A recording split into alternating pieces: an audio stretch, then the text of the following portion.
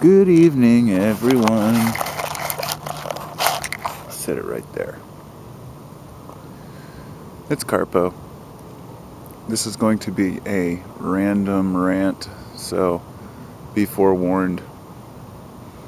I tend to ramble, so I like to warn people ahead of time when I don't have any particular subject. It's just that I'm sitting outside. I'm laying down on the grass. I have these blankets out here and pillows. I've been out here working all day.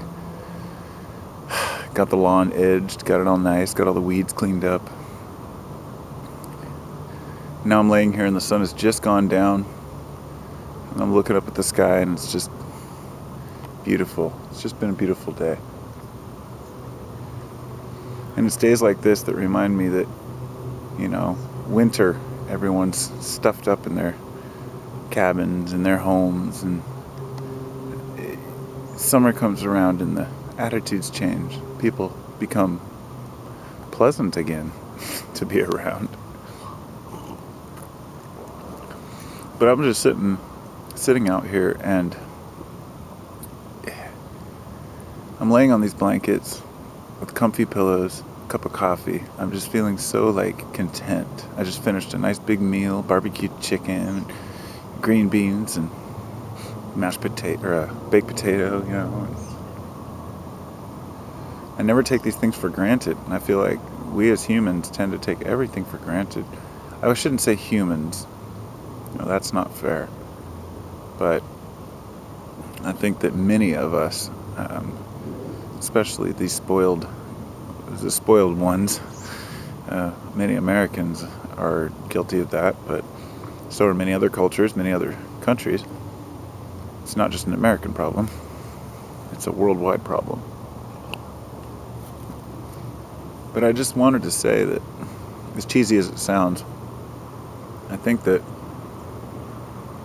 we need to focus on what things we have in common instead of worrying so much about what we don't have in common, or what we hope the other person would understand or know or believe. And I'm just one man, and I speak my mind, and my mind is only mine, and I know that. I don't expect anyone to understand the way I think or the patterns of thought that lead me to think the things I do, but I generally enjoy good conversation with good people. I think that there's a lot of goodness out there on the internet right now, and a lot of good people trying to make big differences. But I'm very wary of which groups or people I associate with, not because I think I'm better, or not because I think I'm in a different class or a different group, but because I don't want fear in my life. There's no room for it.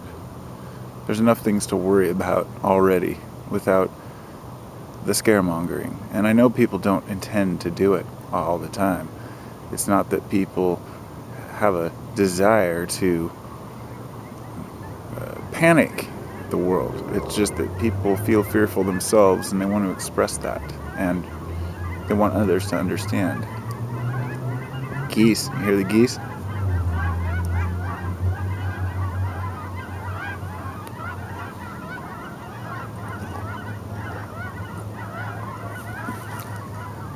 That's awesome. Nature, look at it. It just goes on around us. I'm looking up at the stars and the sky and the clouds and the contrails, which some folks would call chemtrails, but that's another story altogether. I have relinquished my grasp on fear as a viable path to understand anything except for more fear. And there's two ways to look at it, the way I see it. Some people might say, I don't have room for fear, I'm not going to fear, I'm going to go on to things that make me positive. And then there's the other side that says, hey, if you're ignoring fear, you're ignoring the reality. And the reality being that there's a lot of harsh shit going on right now, and that we need to think about it as a society. And we need to deal with it as a society, which means we need to come together. And so some folks would say that to not fear means that you're not involved enough, or the old saying that if you're not angry, you're not paying attention. I remember seeing those bumper stickers a lot in the 80s. And I've really considered that. And I've thought, I am angry about some things. I am angry that we have been lied to, and that we have so many things that are wrong with our society to fix. It seems overwhelming. But I can't let that turn into actual fear or animosity. You know, that anger has come and gone, and it's allowed me to express myself when I need to. But clouded judgment is what always happens when people are angry or fearful. So I've been trying to keep myself away from that fearful aspect of the truth movement, if you will, or knowledge movement, people who are trying to gain wisdom, people who are trying to learn from one another. I've kind of stepped away from my esoteric learnings because I've decided that there's only a certain degree that that's going to assist me. I've seen too many dark paths that people go down, and I've learned many things that have really helped me in my life, but I'm observing others around me. I'm observing the world. I'm observing culture and people, and what makes people happy. And that's really what it is. You know, that's really it. That's the root. You know, they say love is the key. And in order for love to be the key, one has to love people. And in order to love people, one has to understand people. So if you want to understand people, then you have to accept people for who they are and realize that not everybody's going to think the way you think. And when you let down that curtain of defense, of trying to prove who you are, everything starts to fall into place. And as a human, I have good days and I have bad days. You know, sometimes I'm in a great mood, and then a couple hours later, maybe I'm not in such a great mood. And I embrace that. I embrace every bit of it. I never let myself get worn down by moods, because if you let your moods get to you and control you, then you'll never be in full control of your faculties.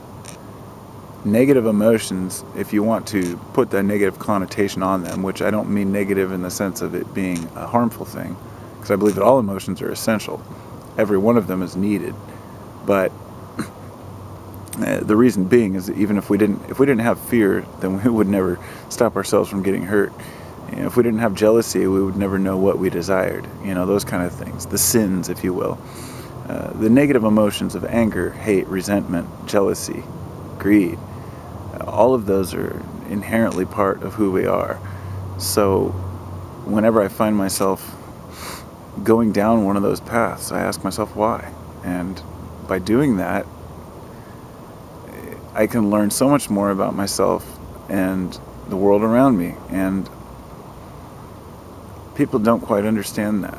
I don't expect people to understand how I'm trying to convey it. It doesn't really come across, you know. No words can express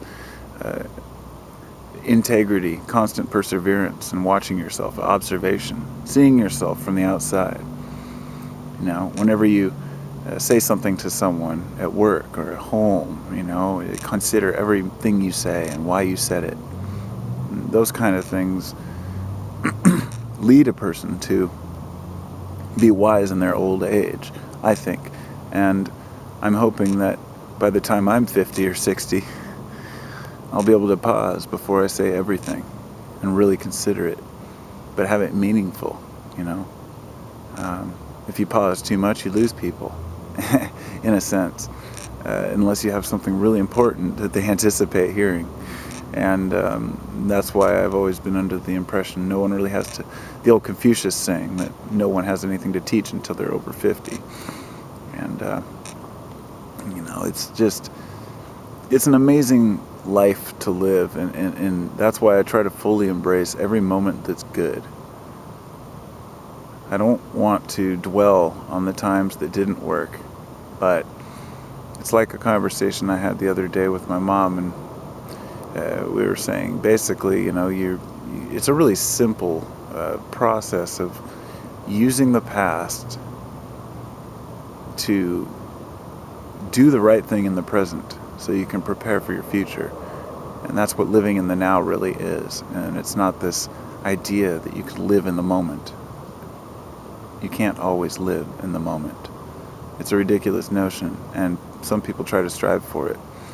And if you're always living in the moment, there's so much that we're missing out on,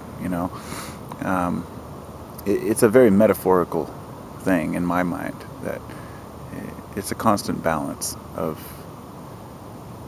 embracing what you have, yet yearning towards something greater, not letting materialism get in the way, and just being yourself. That's all we have. Being ourselves. Namaste.